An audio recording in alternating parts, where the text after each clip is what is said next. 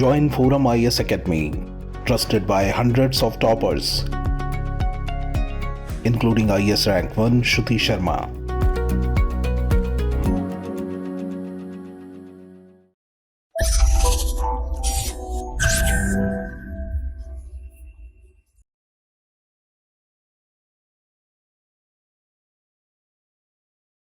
Hi, my name is Krishnan. These are the 5 articles we'll be doing for the day.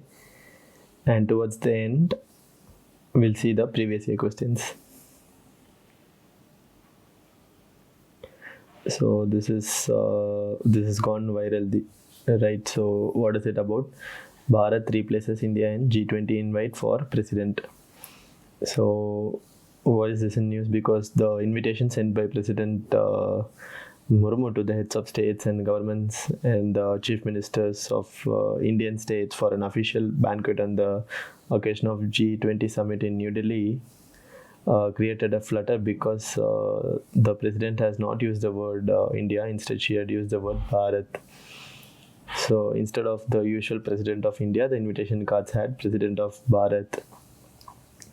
So obviously the opposition questioned the reason, while the ministers and ruling leaders of the ruling parties welcomed the move. So what the government sources have told the Hindu, that the word Bharat will be used more in the coming months for official communication. And even the BJP's national secretary Sambit Patra, so what he has because what he did only said things on this thing. So the Prime Minister has gone on his 2-day visit to Indonesia to attend the Asian India Summit, and in this he had referred to the Prime Minister has been referred as the Prime Minister of Bharat. So, but what opposition people are telling, the shift in the name to Bharat instead of Indian communication was because there is an opposition. There's a new opposition bloc, right, which is called INDIA. So the opposition leaders are telling they have shifted the name to Bharat because they don't want this India bloc to be identified with the country's name. But next week there's going to be a special session of Parliament. So a lot of people are speculating that it could be the government could change the name of the country to Bharat, but the government is telling all these speculations are rubbish. So a senior union minister has told that it is clearly stated in the constitution that India, that is Bharat, is a union of states. So where there is a need for any change, so that is very logical, right? So the senior minister is also telling the same. So what is telling, the India bloc parties have tried to reduce the identity of the country to their alliance. So he's telling that's why we are going to use the name Bharat, because it is a decolonizing nomenclature. Also, what do they mean by decolonizing nomenclature? It means the name was given by the colonial rulers and they want to decolonize it. So what is there in the constitution? Article 1 of the constitution says India, that is Bharat, shall be a union of states. And both the names India and Bharat were made official and legal to be used for juridico-political purposes. So this India-Bharat debate was going on in the Constituent Assembly. So this was one of the heated debates in the Constitution.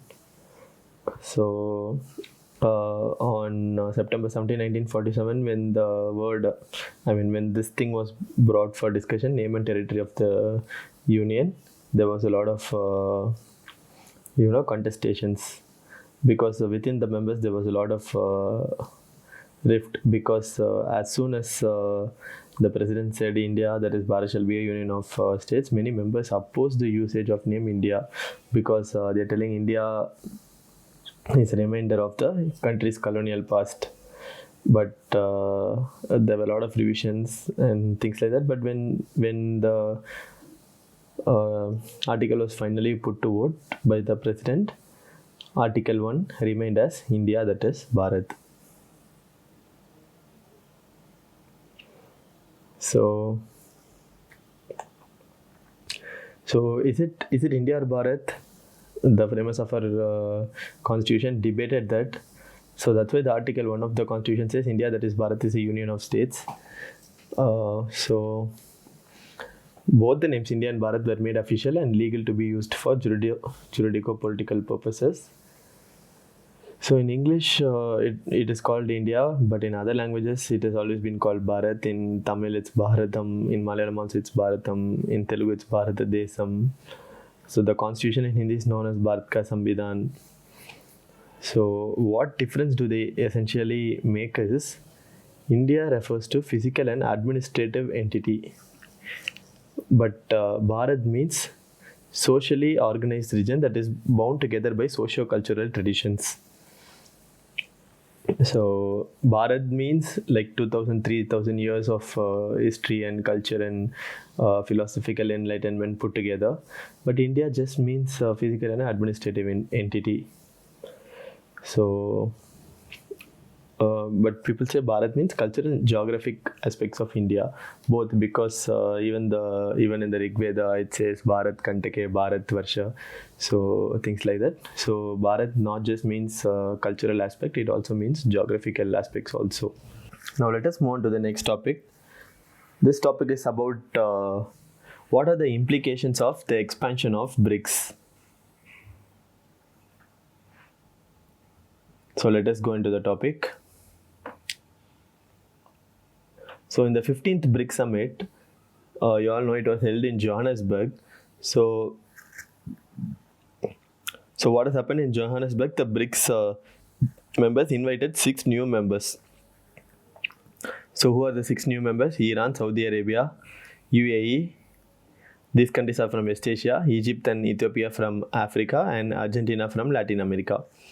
And so far 40 countries have shown interest in BRICS and 22 have submitted formal applications. So you all know from 2009 BRICS has met annually at summit level, and they have a lot of ministerial and expert level conclaves, and they have a new development bank where they give development assistance, and contingent reserve arrangement is there. So they support countries that face short-term balance of payment pressures. So the new development bank has already financed 96 projects valued at $33 billion. So what have BRICS members have done so far? They have been united in their dissatisfaction with the West-dominated international institutions that had emerged after the Second World War. So what are these institutions? That is the World Bank, the IMF, and the United Nations. And inside the United Nations, particularly the Security Council and WTO and things like that. Even UN Secretary General as even the UN Secretary General at Johannesburg, he told these institutions are reflecting yesterday's world. So what has United States done? It has led the Western Alliance in both the political and economic areas. So BRICS is challenging this West-led world order. So what do they want? They want to promote intra-BRICS economic and political cooperation. They want to build institutions outside Western control. And they are looking for wide-ranging reforms to accommodate the presence and interest of emerging economies. So what is the Johannesburg Declaration talks about? So they're talking about strategic partnership. So this is directed at achieving a more representative, fairer international order. And the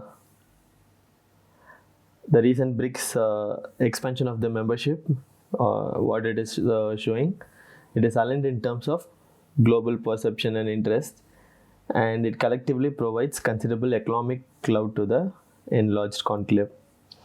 So what are the other things about BRICS? Now it is going to represent 46% of the world population and 37% of world GDP and things like that. And the 5 core members account for 23% of global exports, 19% of global imports. So with new members, it is going to get a boost. So the major impact will be on energy sector because out of global oil production of about 90 million barrels per day, the earlier 5 BRICS members are accounted for 20 of the global output. So now this is going to increase to 42%.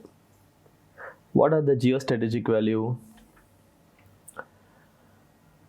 So West Asian members are already very close to BRICS members. 35% of Saudi oil production. So 35% of Saudi oil production goes to China and India. Russia is already a major oil supplier to China and India. So it is now looking for Brazil as a market. So despite sanctions from the United States, Iran has increased its oil production from 4 lakh barrels per day to 2.2 million barrels per day. So sanctions have not been able to do much. So Egypt and Ethiopia are also joining. So strategically, they are very important in the Horn of Africa area and the Red Sea. And Argentina is the second largest economy in the Latin America. But Western commentators, they are very skeptical about BRICS. They're just calling BRICS as a talk shop. But the author is telling these criticisms have no real substance. Because he's telling over the years, the declarations have expanded in content, focused on specific deliverables, and have steadily expanded their areas of interest. So in Johannesburg Declaration, what did they do? They've called for wide-ranging reforms in international organizations, and most of the document talks about intra-BRICS cooperation and outreach to other developing countries. So that's why the members there have agreed to encourage the use of local currencies in internal trade and financial transactions.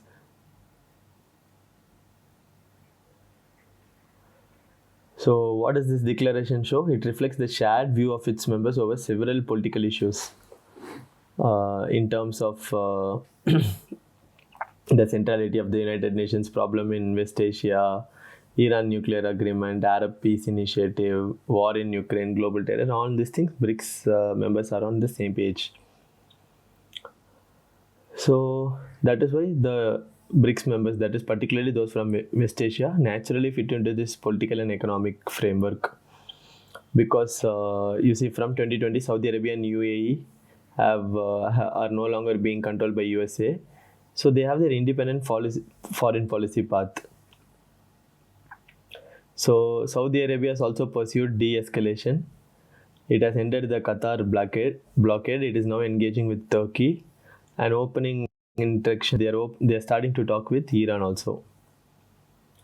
So all these are being brokered by China. So that is why this expansion is good.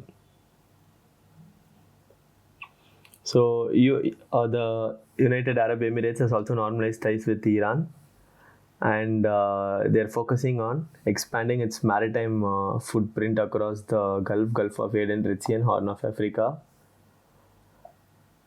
So Iran's entry into BRICS is very important because it can play a huge role in the energy sector, and it opens up opportunities for accelerated regional economic cooperation.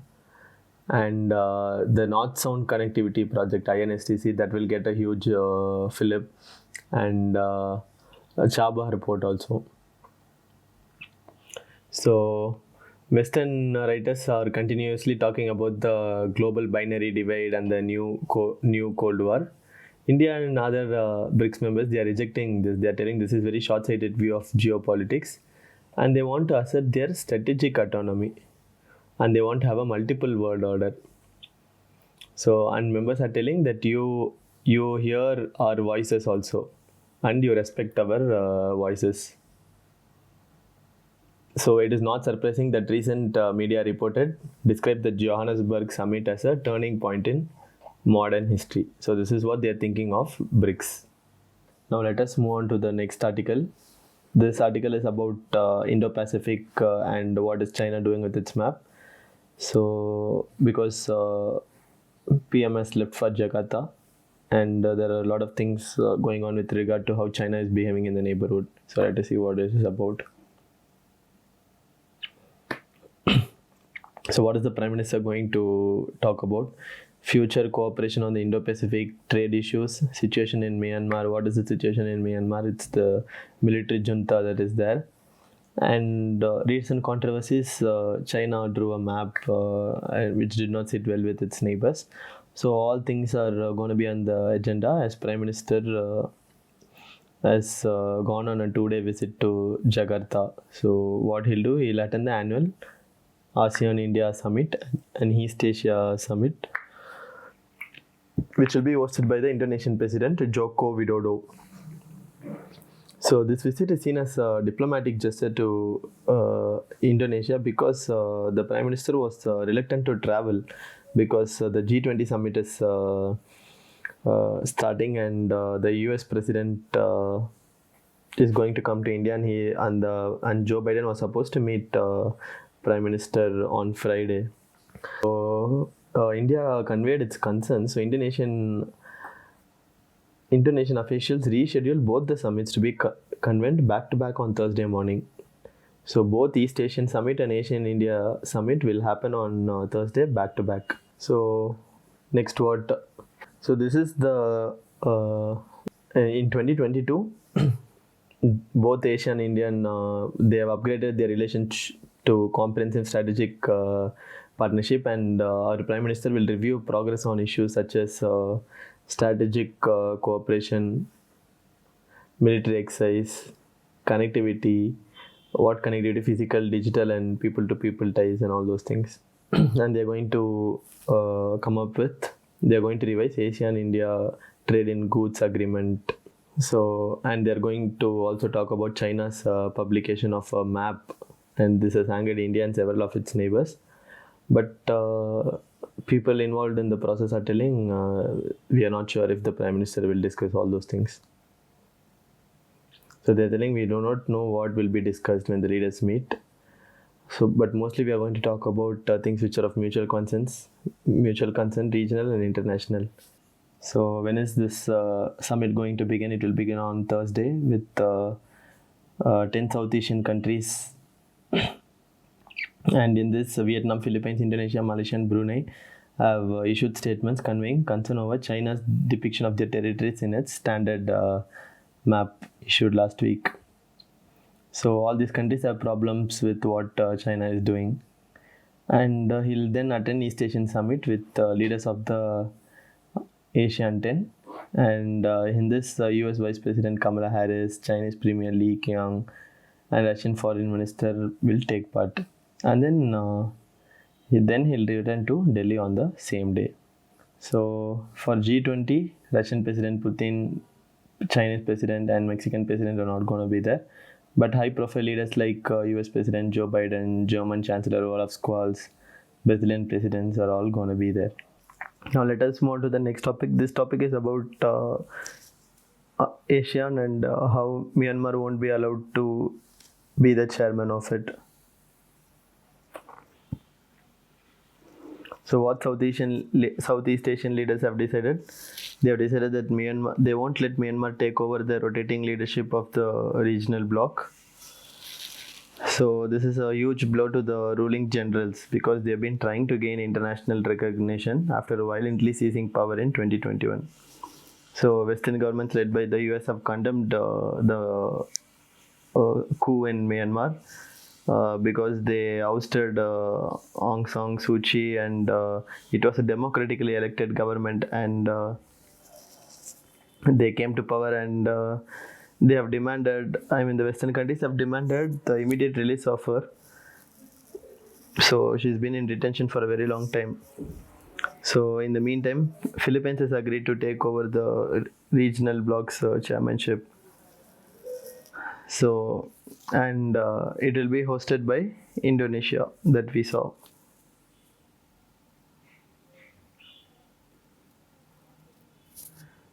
So, but Southeast Asian countries are not telling why Myanmar lost the prestigious year-long Asian chairmanship.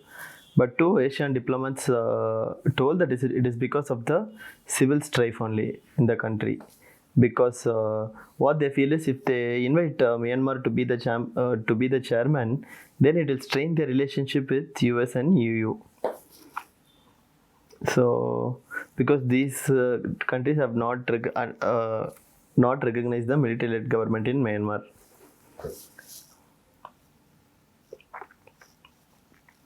So other than Myanmar, they will be talking about territorial disputes in South China Sea, and US-China rivalry has also led to a lot of problems for Asian countries. So President of Indonesia has called for unity.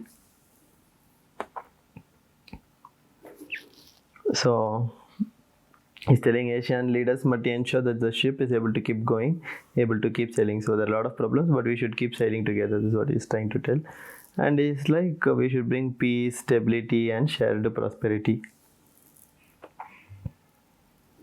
So, but they've always been against Myanmar's top generals, and their officials have been barred from attending the summit in Jakarta.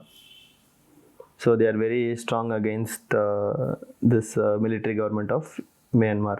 So what are the other accusations they are telling? Myanmar security forces have killed about 4,000 civilians, and they have arrested 24,000 people since the army has taken over. So all these things they are telling. So that's why they are telling we will not invade Myanmar. Now let us move on to the next article. So a lot of floods in North India. So this has evoked concern at the highest level. So a bench headed by Chief Justice of India, Chandrachud, had suggested that the expert committee conduct a complete and comprehensive study on the carrying capacity of the Himalayan region. So because of this, the center has proposed a 13-member technical committee. So what is carrying capacity? Carrying capacity, we've seen this already, is a concept derived from the population biology and generally refers to the quantity of species that can thrive sustainably in a defined ecosystem. So generally, if the population exceeding capacity will lead to a natural decline in numbers. So we have seen this in grasslands or overgrazed or invasive species throttling existing biome. So if you apply these ideas in the context of hill station and Himalayan states, the challenge is between balancing rising population, infrastructural needs, and precarious geography. So all these are going to be challenging. So if you go by recent history, people are disinterested in scientific opinion. Even after the devastating floods of 2013, the Supreme Court had appointed a committee of experts to evaluate the role of hydropower projects in the state. So the committee's report did influence a reduction in the proposed hydro projects, but they failed to restrict road widening projects and the carving up of modern sites in ways that were deemed unsuitable for the topography. So the latest proposal by the center is not new. Because in 2020 itself they had circulated among the 13 Himalayan states guidelines to assess the carrying capacity of the hill stations, cities and eco-sensitive zones. So the Environment Ministry in May had reminded the states to undertake such a study and submit them as early as possible. So there was land subsidence also in Joshimath in Uttarakhand. So this also sparked a debate on the conflict between infrastructural development and ecology.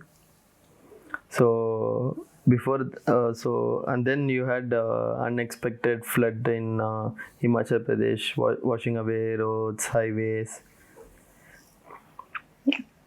So they are telling states only must bear the higher cost that comes from building more sustainably and minimizing the risks to citizens.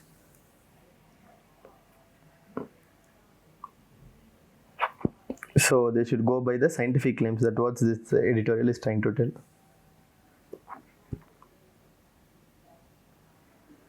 So where is Dhanya Kataka? This was a Buddhist center under the Mahasanghikas. Where it is located? It's in Andhra. Souls are not only the property of animal and plant life, but also rocks, running water, many other natural objects not looked on as living by other religious sects. So the answer is Jainism, only things like that. What is Vadakirudal, which is mentioned in Sangam poems? It means a king defeated in a battle, committing ritual suicide by starving himself to death. Korkai, Pumbuhar, Muchiri, they were all poets. So that's all for today. You can follow us on YouTube, Instagram, Telegram, and Facebook. Thanks for tuning in.